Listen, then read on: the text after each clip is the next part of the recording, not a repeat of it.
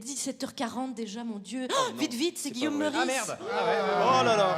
Merci beaucoup. Jusqu'au dernier jour. Dernière chronique de l'année. Et je voulais rendre hommage aux gens de l'ombre aujourd'hui, les modérateurs et modératrices d'Internet. Ce sont ceux qui sont payés pour supprimer les commentaires haineux sous nos vidéos YouTube et Facebook, parce que France Inter peut être tenu comme juridiquement responsable de ces commentaires. Donc, exemple, si sous une chronique de Mélanie Bauer, par exemple, il y a le commentaire suivant « Toi et tes goûts de chiottes, tu mérites de crever étouffé par des chansons de Patrick Fiori », voilà, par exemple, le commentaire sera supprimé, essentiellement parce qu'il contient les mots Patrick Fiori.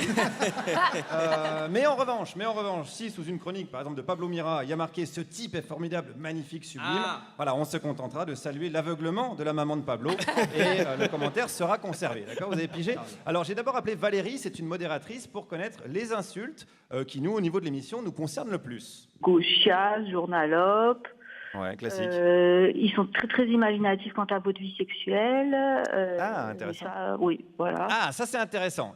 Voilà, c'est intéressant. Enfin, faut se calmer quand même parce qu'à part les déviances de Manoukian, qui lui valent ce sublime bracelet électronique à la cheville de la marque Mati, d'ailleurs, si je ne m'abuse.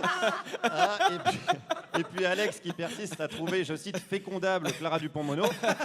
Dans l'équipe, non mais c'est vrai, voilà, dans l'équipe tout se passe bien niveau sexualité. Alors poursuivons. Quel a été vraiment le moment fort de notre émission pour l'équipe de modérateurs? On a eu la chanson sur la Turquie. Alors oui. ça a été très très très très dur parce que en plus il y avait beaucoup d'insultes en turc. Mais alors comment vous faites dans ce cas-là? Vous êtes obligé de faire...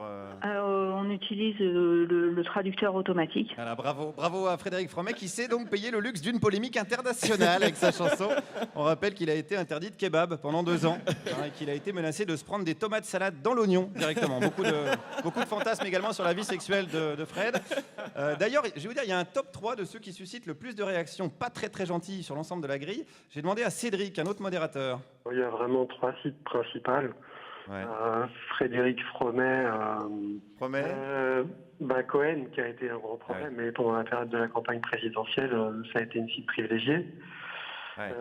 Là, il va sur Europe 1, donc je ne sais pas si vous modérez aussi Europe 1. Non, a priori, voilà, ça a été coupé, mais la personne a dit non.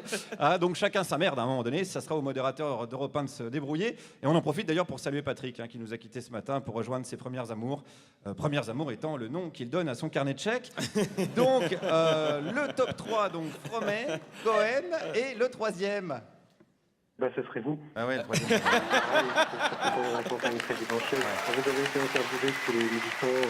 Ça nous a posé quelques problèmes. Ouais. Par contre, je suis assez admiratif parce que vous avez rencontré des militants de l'UPR.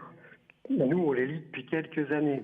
Mais j'en arrivais presque à douter de leur existence. Mais non, ils existent, les militants de l'UPR. Alors, c'est une espèce menacée, ils sont classés au patrimoine de l'UNESCO.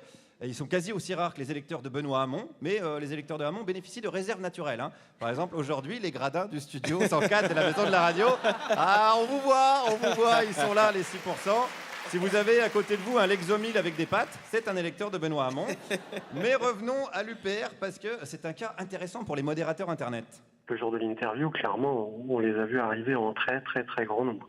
Mais alors du coup, est-ce que si je diffuse ça dans ma chronique, est-ce que ça va pas vous redonner du boulot? Parce que du coup, ils vont recommenter cette chronique. Est-ce que c'est pas sans fin cette histoire?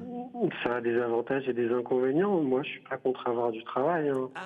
Et nous, on n'est pas contre l'idée de donner du travail à Cédric et à ses collègues. D'ailleurs, je le redis ici, si les fans de corrida se font défoncer par un taureau dans une arène, c'est bien fait pour leur gueule. Voilà, je dis ça, attendez. Je dis ça uniquement dans le but de créer du travail de modérateur. Pareil, les identitaires qui tentent d'empêcher le sauvetage des réfugiés en mer, ils peuvent bien aller se faire cuire le cul et s'étouffer dans leur vomi. Voilà, je crois que là, on crée de l'emploi. On crée de l'emploi de modérateur.